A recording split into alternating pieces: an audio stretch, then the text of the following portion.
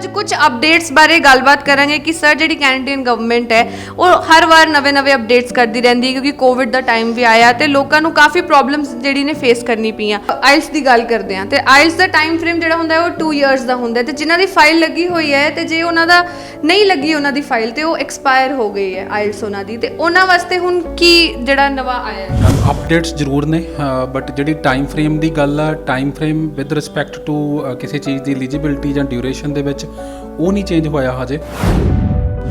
ਜੇ ਅਸੀਂ ਕਹਿ ਲਈਏ ਕਿ ਜਿਹੜੀ ਸਾਡੀ WS ਹੁੰਦੀ ਹੈ ਜਾਂ IQS ਹੁੰਦੀ ਆ ਉਹ 5 ਸਾਲ ਲਈ ਵੈਲਿਡ ਆ, ਉਹਦੇ ਵਿੱਚ ਕੋਈ ਚੇਂਜਸ ਨਹੀਂ, ਜਾਂ ਆਇਲਸ ਜਿਹੜੀ ਸੀ 2 ਸਾਲ ਲਈ ਵੈਲਿਡ ਹੁੰਦੀ ਹੈ। ਬਟ ਆਇਲਸ ਦੇ ਵਿੱਚ ਇੱਕ ਜਿਹੜੀ ਟ੍ਰਿਕੀ ਚੀਜ਼ ਹੁੰਦੀ ਆ ਉਹ ਇਹੀ ਹੈ ਜੀ ਕਿ ਇਹ 2 ਸਾਲ ਲਈ ਵੈਲਿਡ ਹੈ ਔਰ ਤੁਸੀਂ ਆਪਣੀ ਐਪਲੀਕੇਸ਼ਨ ਲਗਾ ਚੁੱਕੇ ਹੋ, ਪ੍ਰੋਫਾਈਲ ਕ੍ਰੀਏਟ ਕਰ ਚੁੱਕੇ ਹੋ, ਤੁਹਾਨੂੰ ਇਨਵੀਟੇਸ਼ਨ ਵੀ ਆ ਚੁੱਕਿਆ, ਤੁਸੀਂ ਫਾਈਲ ਸਬਮਿਟ ਕਰ ਚੁੱਕੇ ਹੋ, that means that is locked.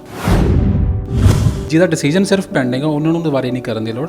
In case ਜੇ ਕਦੇ ਕਿਸੇ ਕੇਸ ਦੇ ਵਿੱਚ ਬਹੁਤ ਜ਼ਿਆਦਾ ਰੇਅਰ ਚਾਂਸਸ ਦੇ ਵਿੱਚ ਲੋੜ ਪੈ ਜੇ ਤਾਂ ਪਹਿਲਾਂ ਇਨਫੋਰਮ ਕਰਦੇ ਨੇ ਕਿਉਂਕਿ ਡਾਕੂਮੈਂਟ ਰਿਕੁਐਸਟ ਆਉਂਦੀ ਹੈ ਤੁਹਾਨੂੰ, ਬਟ ਕਦੇ ਇੱਦਾਂ ਹੋਇਆ ਨਹੀਂ ਕਿ ਤੁਹਾਨੂੰ ਉਹਨਾਂ ਨੇ ਕਹਤਾ ਕੋਈ ਆਇਲਸ ਦੁਬਾਰੇ ਕਰਨੀ ਪਊਗੀ। ਜਦੋਂ ਤੁਸੀਂ ਐਪਲੀਕੇਸ਼ਨ ਲਗਾਉਂਦੇ ਹੋ ਤੁਹਾਨੂੰ ਕੋਈ ਇਨਵੀਟੇਸ਼ਨ ਆਇਆ ਜਾਂ ਤੁਸੀਂ ਕਿਸੇ ਆਲਰੇਡੀ ਇੱਕ ਐਪਲੀਕੇਸ਼ਨ ਪ੍ਰੋਸੈਸ ਦੇ ਵਿੱਚ ਹੋ, ਉਹਦੀ ਵੈਸੇ ਵੀ ਟਾਈਮ ਫਰੇਮ ਇੰਨਾ ਕੋਈ ਹੁੰਦਾ ਨਹੀਂ ਕਿ 2 ਸਾਲ ਦੇ ਵਿੱਚ ਹੋਵੇ, ਬਟ ਹਾਂ ਥੋੜ੍ਹੀਆਂ ਪ੍ਰੋਬਲਮਸ ਆਈਆਂ ਨੇ ਪਿੱਛੇ ਕੋਵਿਡ 'ਚ।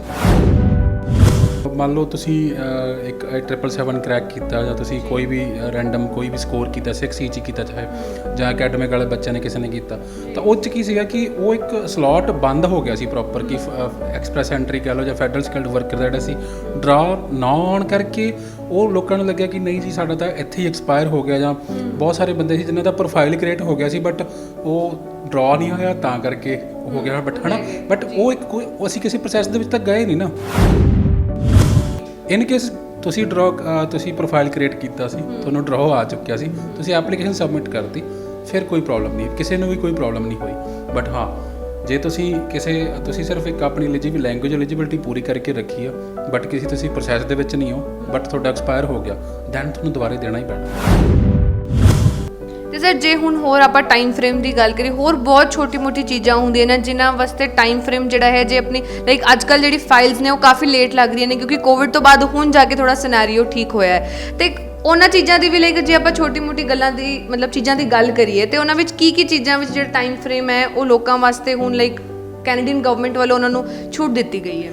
ਮੈਮ ਟਾਈਮ ਫਰੇਮ ਦੇ ਵਿੱਚ ਜੇ ਗੱਲ ਕਰ ਲਈ ਕਿ ਐਪਲੀਕੇਸ਼ਨ ਪ੍ਰੋਸੈਸਿੰਗ ਔਰ ਜਿਹੜਾ ਰਿਜ਼ਲਟ ਨੂੰ ਕਹਿ ਲਓ ਕਿ ਰਿਜ਼ਲਟ ਆਉਣ ਤੱਕ ਦਾ ਟਾਈਮ ਫਰੇਮ ਆ, ਹੈ ਨਾ, ਥੋੜ੍ਹਾ ਇੰਪਰੂਵ ਹੋ ਗਿਆ, ਵਧਿਆ ਤਾਂ ਸੀਗਾ ਕਿਉਂਕਿ ਬੈਕਲੌਗ ਇੰਨਾ ਜ਼ਿਆਦਾ ਹੋ ਗਿਆ ਸੀਗਾ। ਜਿਹੜਾ PR ਦਾ ਪ੍ਰੋਸੈਸ ਸੀ, ਕੋਈ PNP ਦਾ ਪ੍ਰੋਸੈਸ ਸੀ, ਉਹ ਆਲਮੋਸਟ ਹਜੇ ਸੇਮ ਹੈ ਕਿਉਂਕਿ ਅਸੀਂ ਇੱਕ ਪ੍ਰੋਸੈਸ ਦੇ ਗੋ ਥਰੂ ਹੋ ਕੇ ਜਾਣਾ, ਅਤੇ ਜਿਹੜੀਆਂ ਪ੍ਰੋਬਲਮ ਉੱਥੇ ਜਾ ਕੇ ਜ਼ਿਆਦਾ ਆਈਆਂ ਨੇ ਬੱਚਿਆਂ ਨੂੰ ਉਹ ਜਿਹੜੇ ਟਾਈਮ ਫਰੇਮ ਦੀ ਜਾਂ ਇੱਕ ਕਹਿ ਲਓ ਕਿ ਜਿਹੜਾ ਪੌਜ਼ ਲੱਗ ਗਿਆ ਸੀ ਡਰਾਜ਼ ਦੇ ਉੱਪਰ, ਹੈ ਨਾ, ਤਾਂ ਉਹਦਾ ਇੱਥੇ ਵਾਲੇ ਬੱਚਿਆਂ ਨਾਲੋਂ ਇਫੈਕਟ ਜ਼ਿਆਦਾ ਜਿਹੜੇ ਇਨਸਾਈਡ ਕੈਨੇਡਾ ਨੇ ਉਹਨਾਂ ਨੂੰ ਜ਼ਿਆਦਾ ਹੋਇਆ। ਉਹਦਾ ਰੀਜ਼ਨ ਮੈਂ ਤੁਹਾਨੂੰ ਦੱਸਦਾ ਕਿ ਸਪੋਜ਼ ਮੈਂ ਉੱਥੇ ਇੱਕ ਸਟੱਡੀ ਪਰਮਿਟ 'ਤੇ ਸੀ, ਮੈਂ ਆਪਣਾ ਉਸ ਤੋਂ ਬਾਅਦ ਸਟੱਡੀ ਪਰਮਿਟ ਤੋਂ ਬਾਅਦ ਮੈਂ ਆਪਣਾ ਵਰਕ ਪਰਮਿਟ ਲਿਆ, ਬਟ ਜਦੋਂ ਵਰਕ ਪਰਮਿਟ ਲਿਆ ਤਾਂ ਜਿਵੇਂ ਲਾਸਟ ਮੈਂ 1 ਸਾਲ ਦਾ ਸਾਨੂੰ ਮਿਨੀਮਮ ਐਕਸਪੀਰੀਅੰਸ ਕੈਨੇਡਾ ਦਾ ਇਨਸਾਈਡ ਚਾਹੀਦਾ ਜਾਂ ਕੈਨੇਡੀਅਨ ਐਕਸਪੀਰੀਅੰਸ ਕਲਾਸ ਦੇ ਵਿੱਚ ਮੈਂ ਫਾਈਲ ਲਾਉਣੀ ਸੀ, 1 ਸਾਲ ਦਾ ਮੈਂ ਐਕਸਪੀਰੀਅੰਸ ਪੂਰਾ ਕਰ ਲਿਆ, ਬਟ ਮੇਰਾ ਐਕਸਪੀਰੀਅੰਸ ਪੂਰਾ ਹੋਇਆ ਮੰਨ ਲਓ ਲਾਸਟ ਹੈ ਕਿ ਮੇਰਾ ਲਾਸਟ ਸੈਪਟੈਂਬਰ ਦੇ ਵਿੱਚ ਹੋਇਆ, ਬਟ ਲਾਸਟ ਸੈਪਟੈਂਬਰ ਤੋਂ ਕੋਈ CEC ਦਾ ਡਰਾ ਹੀ ਨਹੀਂ ਆਇਆ, ਬਟ CEC ਦਾ ਡਰਾ ਵੀ ਕੋਈ ਨਹੀਂ ਆਇਆ, ਮੈਂ ਐਲੀਜੀਬਲ ਵੀ ਹੈਗਾ, ਮੇਰਾ ਪ੍ਰੋਫਾਈਲ ਵੀ ਬਣਿਆ ਹੋਇਆ, ਮੈਨੂੰ ਕੋਈ PNP ਦਾ ਇਨਵੀਟੇਸ਼ਨ ਵੀ ਨਹੀਂ ਆਇਆ, ਅਤੇ ਬਟ ਮੇਰੀ ਵਰਕ ਪਰਮਿਟ ਦੀ ਜਿਹੜੀ ਡਿਊਰੇਸ਼ਨ ਆ ਉਹ ਤਾਂ ਉਨੀ ਰਹਿਣੀ ਆ।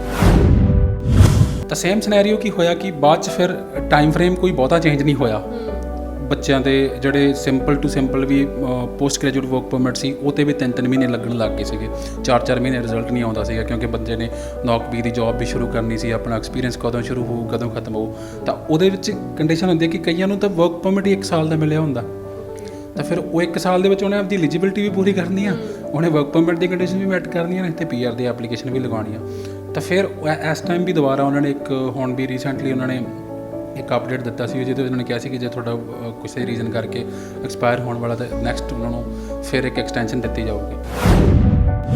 ਸਰ ਹੋਰ ਜਿਹੜੇ ਅਜਿਹੇ ਅਪਡੇਟਸ ਹੁੰਦੇ ਨੇ ਲੋਕੀ ਜਿਹੜੇ ਨੇ ਇਹ ਅਜਿਹੇ ਅਪਡੇਟਸ ਨੂੰ ਲੈ ਕੇ ਕਿੱਥੇ ਜਿਹੜਾ ਆਪੇ ਦੇਖ ਸਕਦੇ ਨੇ ਜਾਂ ਆਪੇ ਸਰਚ ਕਰ ਸਕਦੇ ਨੇ ਕਿਉਂਕਿ ਫੇਕ ਜਿਹੜੀ ਵੈਬਸਾਈਟਸ ਹੁੰਦੀਆਂ ਨੇ ਉਹ ਵੀ ਬਥੇਰੀਆਂ ਹੁੰਦੀਆਂ ਨੇ, ਪਰ ਜੇ ਲੋਕਾਂ ਨੂੰ ਇੱਕ ਵਾਰ ਆਪ ਗੋ ਥਰੂ ਕਰਨਾ ਆਪਣੀ ਸੈਟਿਸਫੈਕਸ਼ਨ ਲਈ ਤਾਂ ਉਹ ਕਿੱਥੋਂ ਦੇਖ ਸਕਦੇ? ਮੈਮ ਉਹ ਗਵਰਨਮੈਂਟ ਆਫ ਕੈਨੇਡਾ ਦੀ ਜਿਹੜੀ ਵੈਬਸਾਈਟ ਆ ਤੁਸੀਂ ਉੱਥੇ ਸਾਰੇ ਹੁੰਦੇ ਨੇ, ਈਵਨ ਜੇ ਕੋਈ ਇਮੀਗ੍ਰੇਸ਼ਨ ਦੇ ਰਿਗਾਰਡਿੰਗ ਬਿੱਲ ਵੀ ਪਾਸ ਹੁੰਦਾ ਤਾਂ ਉਹ ਵੀ ਉਹਦੀ ਵੀ ਕਾਪੀ ਉੱਥੇ ਹੁੰਦੀ ਹੈ। So each and everything is on the website.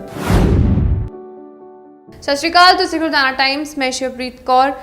ਅਕਸਰ ਅਸੀਂ ਜਿਹੜੇ ਗਗਨਦੀਪ ਸਿੰਘ ਖੱਟੜਾ ਸਰ ਨੇ ਉਹਨਾਂ ਦੇ ਮਾਡਲ ਟਾਊਨ ਆਫਿਸ ਜਿਹੜਾ ਲੁਧਿਆਣੇ ਵਿੱਚ ਹੈ ਗਲੋਬਲ ਅਚੀਵਰ ਦੇ ਨਾਮ ਤੋਂ, ਉਸ ਤੇ ਜਾ ਕੇ ਸਰ ਨਾਲ ਗੱਲਾਂ ਬਾਤਾਂ ਕਰਦੇ ਹਾਂ। ਤੇ ਅੱਜ ਆਪਾਂ ਪਹੁੰਚੇ ਹਾਂ ਸਰ ਦੇ ਬਠਿੰਡਾ ਆਫਿਸ, ਜੋ ਕਿ ਮੇ ਵਿੱਚ ਹੀ ਜਿਹੜਾ ਹੈ ਓਪਨ ਹੋਇਆ ਹੈ, ਜਿਸ ਦਾ ਨਾਮ 7 ਇਮੀਗ੍ਰੇਸ਼ਨ ਹੈ। ਤੇ ਜਿੱਥੇ ਅੱਜ ਆਪਾਂ ਸਰ ਨਾਲ ਥੋੜੀ ਬਠਿੰਡਾ ਵਿੱਚ ਜਿਹੜੀ ਸਰਵਿਸਿਜ਼ ਸਰ ਹੁਣ ਦੇਣ ਲੱਗੇ ਹੈ ਬੱਚਿਆਂ ਨੂੰ, ਲੋਕਾਂ ਨੂੰ, ਤੇ ਨਾਲ ਹੀ ਹੁਣ ਜਿਹੜੇ ਇਮੀਗ੍ਰੇਸ਼ਨ ਦੇ ਜਿਹੜੇ ਅਪਡੇਟਸ ਆਏ ਨੇ ਉਹਨਾਂ ਬਾਰੇ ਥੋੜੀ ਗੱਲਬਾਤ ਕਰਾਂਗੇ। ਤੇ ਸਰ ਪਹਿਲਾਂ ਤਾਂ ਤੁਹਾਨੂੰ ਬਹੁਤ-ਬਹੁਤ ਵਧਾਈ ਕਿ ਤੁਹਾਡਾ ਨਵਾਂ ਆਫਿਸ ਜਿਹੜਾ ਬਠਿੰਡਾ ਵਿੱਚ ਖੁੱਲ ਗਿਆ ਹੈ। Thank you ma'am.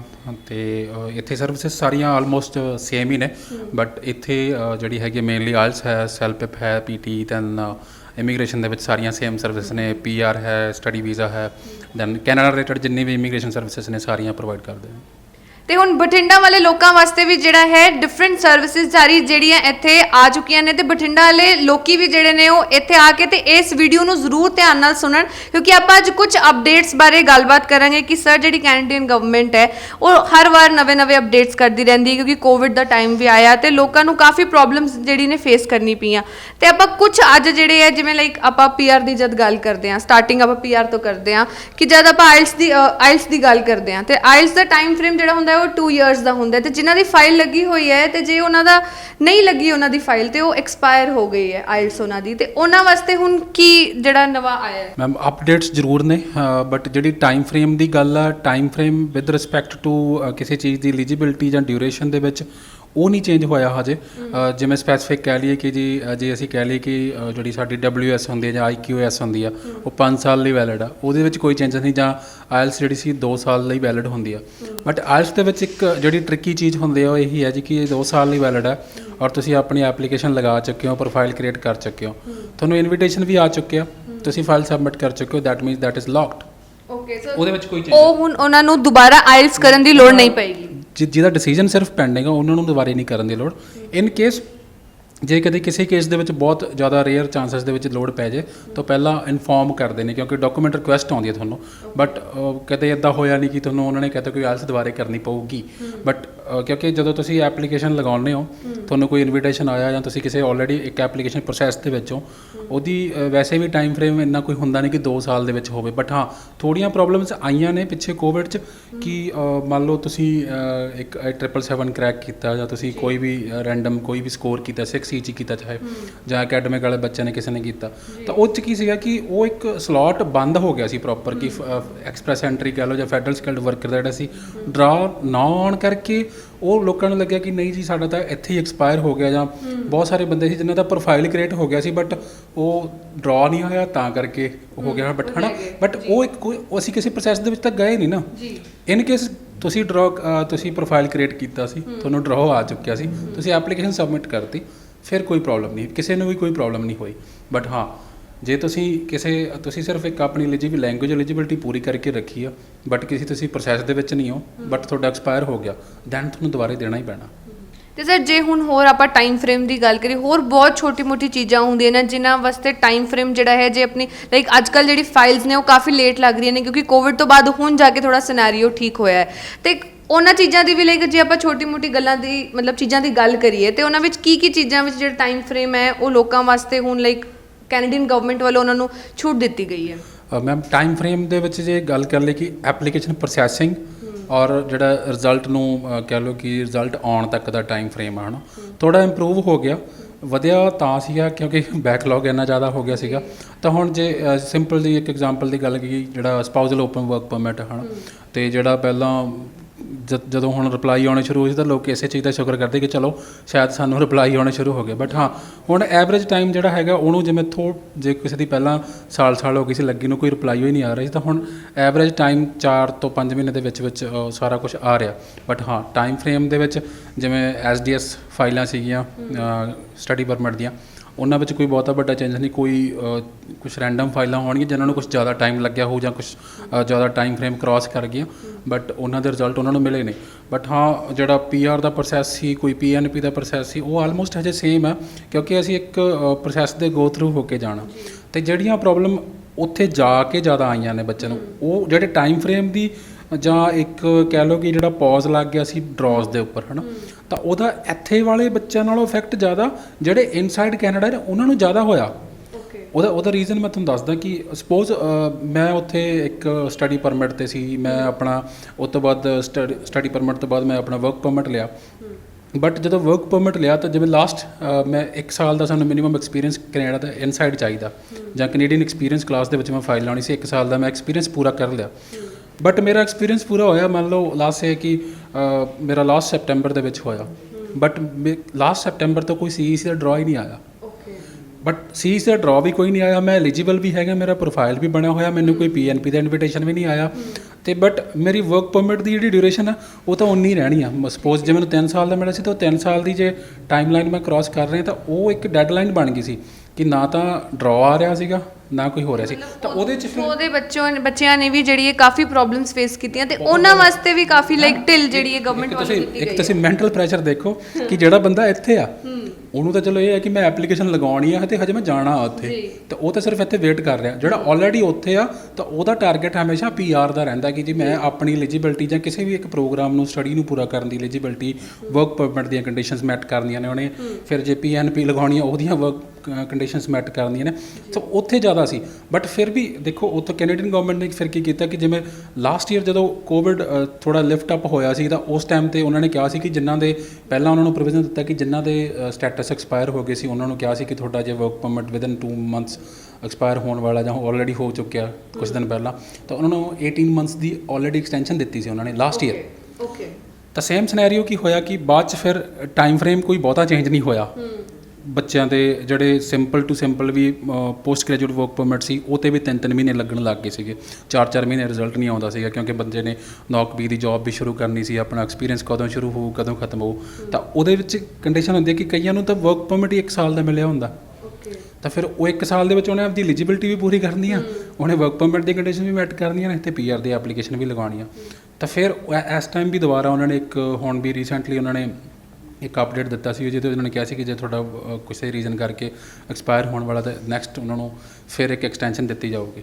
ਤਾਂ ਉਹ ਉੱਥੇ ਨੇ ਕਿਤੇ ਨਾ ਕਿਤੇ ਉਹ ਅਕੋਮੋਡੇਟ ਕਰਨ ਦੀ ਕੋਸ਼ਿਸ਼ ਕਰ ਰਹੇ ਆ, ਉਹਨਾਂ ਨੂੰ ਕਵਰ ਅਪ ਕਰਨ ਦੀ ਕੋਸ਼ਿਸ਼ ਕਰ ਰਹੇ ਆ। ਲਾਸਟ ਈਅਰ ਤਾਂ ਈਵਨ ਜਿਹੜੇ ਕੁਝ ਬੱਚੇ ਕਿਸੇ ਵੀ ਰੀਜ਼ਨ ਕਰਕੇ ABC ਰੀਜ਼ਨ ਕਰਕੇ ਆਊਟ ਆਫ ਸਟੇਟਸ ਵੀ ਹੋ ਗਏ ਸੀਗੇ, ਚਾਹੇ ਤੁਸੀਂ ਸਟੱਡੀ ਡ੍ਰੌਪ ਕੀਤੀ ਸੀ, ਤਾਂ ਉਹਨਾਂ ਨੂੰ ਵੀ ਕਿਸੇ ਨਾ ਕਿਸੇ ਤਰੀਕੇ ਉਹਨਾਂ ਨੇ ਕਿਹਾ ਸੀ ਕਿ ਆਪਣਾ ਸਟੇਟਸ ਤੁਸੀਂ ਰਿਵਾਈਵ ਕਰ ਸਕਦੇ ਹੋ, ਆਪਣਾ ਰੈਸਟੋਰ ਕਰ ਸਕਦੇ ਹੋ ਤੁਸੀਂ ਸਟੇਟਸ। ਓਕੇ, ਮਤਲਬ ਕੈਨੇਡੀਅਨ ਗਵਰਨਮੈਂਟ ਵੱਲੋਂ ਕਿਤੇ ਨਾ ਕਿਤੇ ਬੱਚਿਆਂ ਨੂੰ ਇੱਕ ਸਪੋਰਟ ਦਿੱਤਾ ਜਾ ਰਿਹਾ ਹੈ ਕਿ ਸੋ ਦੈਟ ਬੱਚੇ ਆਪਣੀ ਫਾਈਲਸ ਜਿਹੜੀਆਂ ਜਿਹੜੇ ਉੱਥੇ ਬੈਠੇ ਬੱਚੇ ਨੇ ਖਾਸ ਕਰਕੇ ਉਹ ਆਪਣੀ ਫਾਈਲਸ ਜਿਹੜਾ ਈਜ਼ੀਲੀ ਲਗਾ ਸਕਣ। ਬਿਲਕੁਲ ਬਿਲਕੁਲ, ਉੱਥੋਂ ਵਾਲਿਆਂ ਨੂੰ ਤਾਂ ਸਪੋਰਟ ਮਿਲ ਰਹੀ, ਉੱਥੋਂ ਵਾਲਿਆਂ ਨੂੰ ਕਾਫੀ ਸਪੋਰਟ ਮਿਲੀ ਆ। ਜੇ ਅਸੀਂ ਕ੍ਰਿਟੀਸਾਈਜ਼ ਕਰਨਾ ਹੋਵੇ ਤਾਂ ਬਹੁਤ ਕੁਛ ਆ, ਬਟ ਹਾਂ ਠੀਕ ਆ ਬੈਕਲੌਗ ਵਧਿਆ, ਠੀਕ ਆ ਕਿ ਬਹੁਤ ਸਾਰੇ ਜਿਹੜੇ ਸਪਾਊਸਲ ਵਾਲਿਆਂ ਨੇ ਪ੍ਰੋਬਲਮ ਜ਼ਰੂਰ ਫੇਸ ਕੀਤੀਆਂ ਕਿ ਜਿਹਦਾ ਸਪਾਊਸ ਇੱਥੇ ਸੀ ਕੋਈ ਐਪਲੀਕੇਸ਼ਨ ਦਾ ਕੋਈ ਰਿਵਰਟ ਨਹੀਂ ਆਇਆ ਜਾਂ ਜ਼ਿਆਦਾ ਰਿਜੈਕਸ਼ਨਸ ਹੋ ਗਈਆਂ ਹੈ ਨਾ, ਤਾਂ ਉਹ ਜ਼ਰੂਰ ਹੋਇਆ। ਬਟ ਹਾਂ ਸਮਹਾਊ ਹੁਣ ਹੋਪ ਜਿਹੜੀ ਆਊਟਸਾਈਡ ਕੈਨੇਡਾ ਜਿਹੜੇ ਬੰਦੇ ਨੇ ਉਹਨਾਂ ਦੀ ਵੀ ਹੋ ਗਈ ਹੈ ਕਿ ਚਲੋ ਜੁਲਾਈ ਦੇ ਵਿੱਚ ਡਰਾ ਉਹਨਾਂ ਨੂੰ ਰਿਜ਼ਿਊਮ ਤਾਂ ਕਰਨ ਲੱਗੇ ਨੇ ਨਾ, ਚਾਹੇ ਸਾਡਾ ਡਰਾ ਹੋਣਾ ਨਹੀਂ ਹੋਣਾ ਡਿਫਰੈਂਟ ਸਟੋਰੀ, ਬਟ ਰਿਜ਼ਿਊਮ ਕਰਨ ਲੱਗੇ ਇੱਕ ਹੋਪ ਹੋ ਜਾਂਦੀ ਹੈ ਕਿ ਹਾਂ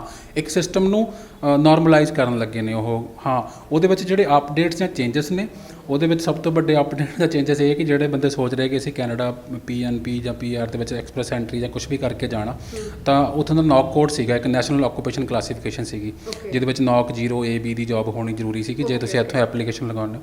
ਤਾਂ ਉਹ ਜਿਹੜਾ ਨੌਕ ਸਿਸਟਮ ਸੀਗਾ ਉਹ ਚੇਂਜ ਹੋ ਗਿਆ ਜੀ ਟਾਇਰ ਸਿਸਟਮ ਦੇ ਵਿੱਚ, ਤਾਂ ਉਹ ਟੀਅਰ ਸਿਸਟਮ ਦੇ ਵਿੱਚ ਉਹਨਾਂ ਨੇ ਲੈਵਲ ਕਰਤੇ 1 2 3 4 5 ਰਾਈਟ। ਤੇ ਇਹ ਕੀ ਡਿਫਰੈਂਸ ਕੀ ਹੋਇਆ ਇਹਦੇ ਵਿੱਚ ਕਿ ਲਾਈਕ ਇਹ ਟੀਅਰ ਸਿਸਟਮ ਕੀ ਹੋਇਆ? ਉੱਥੇ ਪਹਿਲਾਂ ਕੀ ਹੁੰਦਾ ਸੀਗਾ ਕਿ ਜੀ ਤੁਸੀਂ ਟੀਚਰ ਹੋ ਤਾਂ ਤੁਹਾਡਾ ਇੱਕ ਵੱਖਰਾ ਨੌਕ ਕੋਡ ਹੁੰਦਾ, ਇੱਕ ਕੋਡ ਹੁੰਦਾ ਸੀ ਨੰਬਰ, ਜਾਂ ਤੁਸੀਂ ਆਫਿਸ ਐਡਮਿਨ ਹੋ ਹੈ ਨਾ, ਤੁਹਾਡਾ ਇੱਕ 100 4 ਡਿਜਿਟ ਦਾ ਇੱਕ ਕੋਡ ਹੁੰਦਾ ਸੀਗਾ।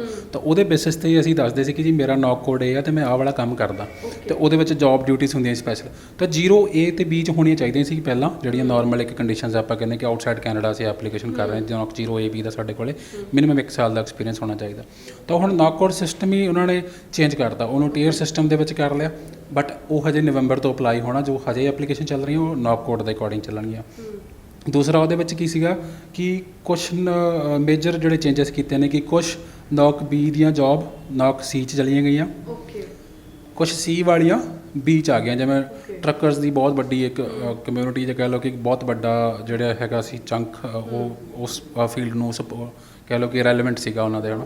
ਤਾਂ ਉਹਨਾਂ ਦੇ ਵਿੱਚ ਚੇਂਜਸ ਆਏ ਨੇ ਕਿ ਉਹਨਾਂ ਨੂੰ ਫਾਇਦਾ ਹੋਏਗਾ ਜਾਂ ਕੁਝ ਜਿਹੜੇ ਹੈਗੇ ਨੇ ਜਿੰਨੇ ਵੀ ਅਪਡੇਟਸ ਨੇ ਇਹਦੇ ਰਿਗਾਰਡਿੰਗ, ਤਾਂ ਉਹ ਕੁਛ ਨਾ ਕੁਛ ਪਲੱਸ ਮਾਈਨਸ ਸਾਰਿਆਂ ਦੇ ਵਿੱਚ ਹੋਇਆ, ਬਟ ਓਵਰਆਲ ਉਹ ਸਾਰਾ ਰੀਸਟਰਕਚਰ ਹੋਇਆ।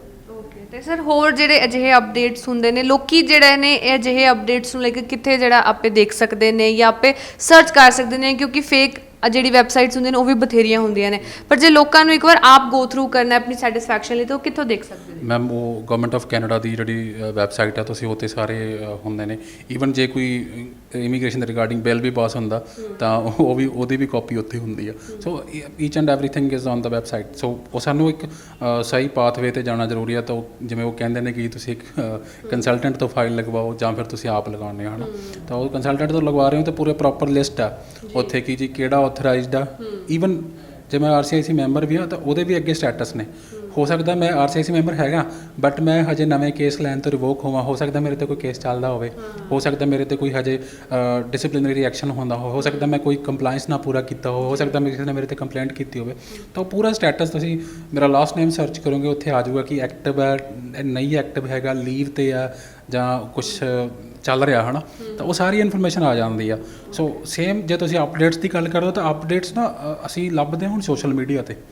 ਤਾਂ ਸੋਸ਼ਲ ਮੀਡੀਆ 'ਤੇ ਮੈਂ ਇਹ ਨਹੀਂ ਕਹਿੰਦਾ ਕਿ ਅਪਡੇਟ ਸਾਨੂੰ ਮਿਲਦਾ ਨਹੀਂ, ਬਟ ਸਾਨੂੰ ਅਥੈਂਟੀਕੇਟ ਕਰਨਾ ਮੁਸ਼ਕਿਲ ਹੋ ਜਾਂਦਾ ਕਿ ਜੀ ਹੁਣ ਮੈਂ ਕਿਹਦੀ ਗੱਲ ਸੁਣਾ। ਹੁਣ 10 ਕੰਸਲਟੈਂਟ ਆ, 10 ਨੇ ਸਾਰਿਆਂ ਨੇ ਮਤਲਬ ਆਪਣੀ ਤਰੀਕੇ ਨਾਲ ਉਹਨੂੰ ਇੰਟਰਪ੍ਰੀਟ ਕੀਤਾ ਹੁੰਦਾ। ਇਹ ਗੱਲ ਇੱਥੇ ਨਹੀਂ। ਤੁਸੀਂ ਕੀ ਸੁਜੈਸਟ ਕਰੋਗੇ ਕਿ ਲੋਕਾਂ ਨੂੰ ਲਾਈਕ ਕੰਸਲਟੈਂਟਸ ਦੀ ਸੁਣੀ ਚਾਹੀਦੀ ਹੈ ਜਾਂ ਉਹ ਵੈਬਸਾਈਟ ਦੇ ਥਰੂ ਅਕੋਰਡਿੰਗ ਚੱਲਣਾ ਚਾਹੀਦਾ? ਜਾਂ ਤਾਂ ਉਹ ਆਥੋਰਾਈਜ਼ ਜਾਂ ਤਾਂ ਜਿਹੜਾ ਕੰਸਲਟੈਂਟ ਗੱਲ ਕਰ ਰਿਹਾ ਕਿਸੇ ਚੀਜ਼ ਬਾਰੇ ਅਪਡੇਟ ਦੇ ਰਿਹਾ, ਜਾਂ ਜੇ ਤਾਂ ਉਹ ਆਥੋਰਾਈਜ਼ਡ ਜਾਂ ਕਹਿ ਲਓ ਕਿ RCIC ਮੈਂਬਰ ਹੈਗਾ, ਤਾਂ ਅਸੀਂ ਕਹਿ ਸਕਦੇ ਹਾਂ ਕਿ ਕੁਛ ਹੱਦ ਤੱਕ ਤੁਸੀਂ ਉਹਨਾਂ 'ਤੇ ਯਕੀਨ ਕਰ ਸਕਦੇ ਹੋ ਜਾਂ ਤੁਸੀਂ ਉਹਨਾਂ 'ਤੇ ਯਕੀਨ ਕਰ ਸਕਦੇ ਹੋ। ਬਟ ਜੇ ਕੋਈ ਰੈਂਡਮ ਕਿਸੇ ਬਲੌਗਰ ਨੇ ਪਾਈ ਆ ਜਾਂ ਕਿਸੇ ਯੂਟਿਊਬਰ ਨੇ ਮਤਲਬ ਅਨਅਫੀਸ਼ੀਅਲ ਤੌਰ 'ਤੇ ਪਾਈ ਆ ਜਾਂ ਕਿਸੇ ਨੇ ਇਹ ਕਹਿਤਾ ਕਿ ਜੀ ਆਹ ਹੋ ਗਿਆ, ਤਾਂ ਉਹ ਕਿਤੇ ਨਾ ਕਿਤੇ ਮੈਂ ਇਹ ਮੰਨਦਾ ਹੁੰਦਾ ਵੀ ਉਹ ਨਾ ਕਿਸੇ ਸਕੈਮ ਦਾ ਹੀ ਹਿੱਸਾ ਹੁੰਦੇ ਨੇ ਵਿਚਾਰੇ। ਤਾਂ ਉੱਥੋਂ ਹੀ ਇਹ ਚੀਜ਼ਾਂ ਸ਼ੁਰੂ ਹੁੰਦੀਆਂ ਨੇ, ਕਿਉਂਕਿ ਸਾਡਾ ਨਾ ਅਸੀਂ ਲੱਭਣ ਹੀ ਗਲਤ ਜਗ੍ਹਾ 'ਤੇ ਲੱਗ ਗਏ। ਹੁਣ ਅਸੀਂ ਕਹਿੰਦੇ ਕਿ ਜੀ ਜੇ ਰੈਂਡਮਲੀ 10 ਬੰਦੇ ਮੇਰੇ ਕੋਲ ਆਉਂਦੇ, 5 ਬੰਦੇ ਇਹੀ ਕਹਿੰਦੇ ਕਿ ਜੀ ਮੈਂ ਨਾ YouTube 'ਤੇ ਵੀਡੀਓ ਦੇਖੀ ਸੀ ਤੇ ਮੇਰਾ ਬਹੁਤ ਵੀਡੀਓਜ਼ ਦੇਖਣ ਲੱਗ ਗਏ ਲੋਕੀ, ਉਹਦੇ ਤੋਂ ਹੀ ਕਾਫੀ ਕੁਝ ਸਿੱਖ ਲੈਂਦੇ ਆ। ਬਟ ਇਹ ਤੁਹਾਡੇ ਨਾਲ ਇੱਕ ਤਾਂ ਲੀਗਲ ਮੈਟਰ ਆ, ਦੂਸਰਾ ਤੁਹਾਡੀ ਲਾਈਫ ਦਾ ਮੈਟਰ ਆ। ਸੋ ਬੈਟਰ ਕਿ ਤੁਸੀਂ ਆਥੋਰਾਈਜ਼ਡ ਪਰਸਨ ਨੂੰ ਕੰਸਲਟ ਕਰੋ। ਤੇ ਸਰ ਇੱਕ ਮੈਸੇਜ ਕੀ ਦੇਣਾ ਚਾਹੋਗੇ ਤੁਸੀਂ? ਮੈਸੇਜ ਦੇ ਵਿੱਚ ਇਹ ਹੈ ਕਿ ਜੀ ਥੋੜ੍ਹਾ ਜਿਹਾ ਆਪ ਮਤਲਬ ਸਾਨੂੰ ਆਈਜ਼ ਓਪਨ ਕਰਕੇ ਹੀ, ਕਿਉਂਕਿ ਇੱਕ ਲਾਈਫ ਟਾਈਮ ਤੁਹਾਡਾ ਇੱਕ ਗੋਲ ਹੁੰਦਾ। ਜੇ ਤੁਸੀਂ ਕੈਨੇਡਾ ਸੋਚਿਆ ਦੈਟ ਮੀਨਸ ਕਿ ਤੁਹਾਡਾ ਡਰੀਮ ਆ ਉਹ। ਜੇ ਡਰੀਮ ਨੂੰ ਪੂਰਾ ਕਰਨਾ ਤਾਂ ਡਰੀਮ ਨੂੰ ਪੂਰਾ ਕਰਨ ਲਈ ਕੁਝ ਸਟੈਪਸ ਹੁੰਦੇ ਨੇ, ਹੈ ਨਾ। ਸਾਨੂੰ ਉਹ ਫੋਲੋ ਕਰਨੇ ਪੈਣੇ ਨੇ। ਜੇ ਐਲੀਜੀਬਿਲਟੀ ਜਿਵੇਂ ਮੇਨਲੀ ਤੁਸੀਂ ਆਪੇ ਕਰੋ, ਬਟ ਹਾਂ ਤੁਸੀਂ ਇਹ ਕੋਈ ਨਹੀਂ ਹੁੰਦਾ ਕਿ ਜੇ ਤੁਸੀਂ ਐਲੀਜੀਬਲ ਨਹੀਂ ਹੈਗੇ ਹੋ ਤਾਂ ਉਹਨੂੰ ਇੰਪਰੂਵ ਕਰਨ ਦੀ ਕੋਸ਼ਿਸ਼ ਕਰੋ। ਜਿਵੇਂ ਨਾਰਮਲੀ ਕਹਿੰਦੇ ਕਿ ਜੀ 777 ਨਹੀਂ ਹੈਗੇ ਤਾਂ PR ਹੋਣੀ ਹੋਈ ਨਹੀਂ, ਬਹੁਤ ਵੱਡਾ ਮਿਥ ਹੈ ਨਾ। ਨਹੀਂ ਹੈਗਾ ਤਾਂ ਉਹਦੇ ਆਲਟਰਨੇਟਿਵਸ ਕੀ ਨੇ ਸਾਡੇ ਕੋਲੇ, ਜਾਂ ਜੇ ਸਾਡੇ ਕੋਲ 777 ਤੋਂ ਘੱਟ ਸਕੋਰ ਹੈ ਤਾਂ ਫਿਰ ਸਾਡੇ ਕੋਲੇ ਕੀ।